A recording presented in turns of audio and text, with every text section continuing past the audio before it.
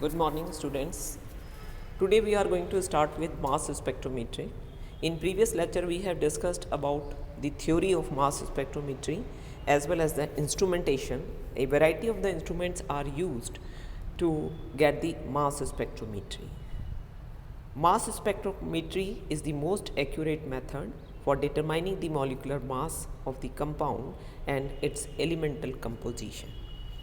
In this technique, the compound under investigation is bombarded with a beam of energetic electrons. The molecules are ionized and dissociate into several fragments, some of which are positive ions. Each kind of the ion has a particular ratio of mass to charge, that is m upon E ratio. Since multiple charged ions are produced only rarely relatively to the single charged ion, the charge can normally be taken as 1. So m upon E will be equal to m upon 1. So for almost ions, m upon E ratio is simply the molecular mass of the ions, and hence for neopentane m upon E ratio is 72. The formula of neopentane is C5H12. So 12 5s are 60, 60 plus 12 is equal to 72. When electron is bombarded, it take away one electron and it forms C5H12 plus, whose m upon E is 72. Now after that it will fragment out into the daughter nuclei as C4H9 plus. So you are having the difference of CS3. So CS3 is come out as a methyl radical, and this C4H9 will again eliminate from C3H5, that is the methane, and giving you 41, and C2H5 and C2H3 plus, these cations are formed whose m upon E ratio is 29 and 27 respectively, and their relative intensity is for C4H9 plus is 100%, that is this is a base peak, and the 41.5, this intensity for C3H5 plus is relative to basic peak, and for C2H5 plus it is 38.5, it is relative to again base peak, and C2H3 plus it is 15.7, again it is related to base peak. That is, all these intensities are relative intensities.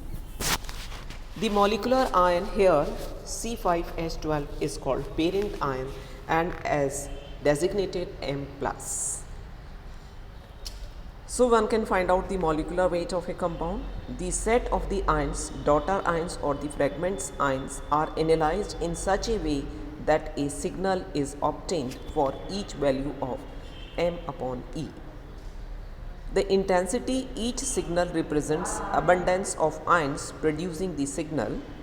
The largest most intensity peak in the structure is called base peak, and its intensity of each signal represents the relative abundance of ion producing the signal.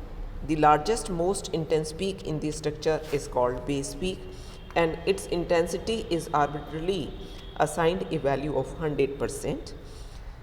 The intensity of the other peaks are represents relative to the base peak. A mass spectrum is presentation of mass of positively charged fragments, including the parent ion, versus their relative concentrations. So mass spectrum is produced as a result of a series of competing and consecutive unimolecular reaction. A graphic presentation or a plot of a spectrum may be used which represents the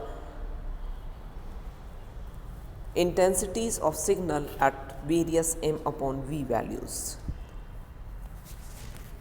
Just like the two persons cannot have the same fingerprint, similarly here no two compounds can have exactly the similar mass spectra, that is, they are two different compounds.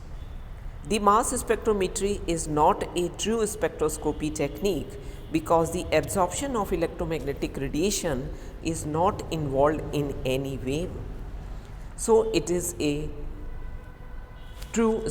not a true spectroscopy. Materials present in concentration less than 1 ppm can be easily detected by this technique. The molecular weight can be determined also with the molecular structure. Next is theory. A mass spectrum consists of an array of the peaks of different heights. The nature of a spectrum is dependent on the properties of molecules, ionization potential, sample pressure, and the instrument design. The mass spectrometry bombardment a molecule of high energy electrons, that is M in gaseous state plus electron, giving the 70 electron volt energy, producing the M plus positive ion in the gaseous state plus 2 electron. So loss of the 1 electron and creating a positive ion. The ionization reaction requires energy in the form of electron, photon, electric field, heat or electrical discharge in order of 70 electron volts, that is the 6688 kilojoule per mole. This is greater than typical bond energy concentration in organic molecule. The parent or the molecular ion represents the intact molecule which has the same molecular weight as starting M. Because the lost E has negligibly mass, only the positive charged fragments ions travel towards the detection and give rise to the maxima in the mass spectra in the mass spectrum. The neutral particle produced in the process of fragmentation M plus G, M1 plus M2 or M1 plus M2 plus cannot be detected in the mass spectrometer. Negative ion spectra, although less common used than positive ion spectra, can also be obtained. So you can see a graph here in which representing the mass spectra of neopentane, the molecular ion peak which is 10% at M upon E 57, whose positive charge is C4H9 plus, and C5H12 72, it is having the lesser intensity, so the basic peak will be C4H9.